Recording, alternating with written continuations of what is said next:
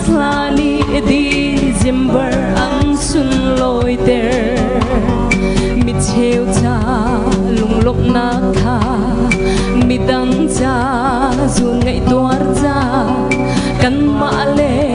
sining chiao in Giêsu chua chăm kan long chiao si se Christmas asulam chu đốt ốc lạc lâu đốt tai thi mi giang phát lạc lâu giang pha ngày thia một lạc lâu mi cần xóa là ngày thia ngày chung pha ba cần về kỳ tôi đôi nát nun khai thìm chút chút thể thia mà chung đi phát tin hi Christmas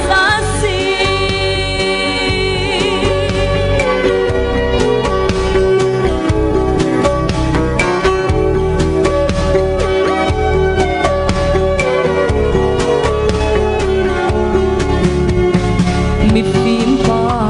thung công căn chim Mary le Joseph tuan via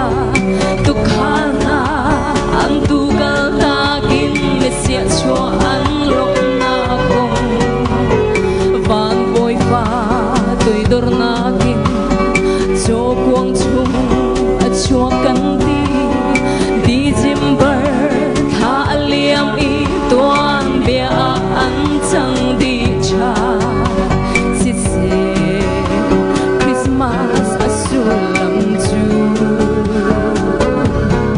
do tok tak lo do tai thi mi giang phát tak lo giang pha ngày thia một tak lo mi kan xóa là ngày thia ngày chun pha pa kan về kỳ tôi đôi nát nun khai thìm chút chút thấy thia mà chung đi phát tin hi Christmas asi ni hing long si lo thái ding za lo ni tin kan nun na ka Christu tu si kan he Giêsu ai ra chăng a tua mi chiều viếng tê a tết tê si ding nang le cây kan lấy ba do tok tang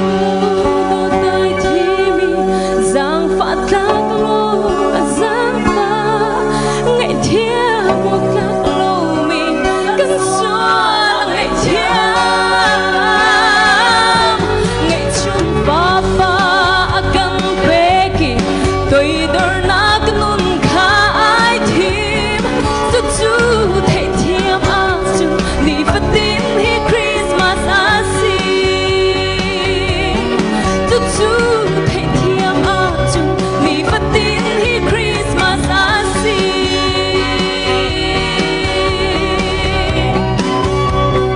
Christmas asi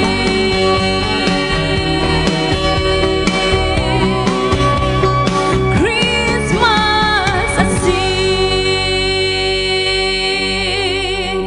boy pani sumpar nak tau se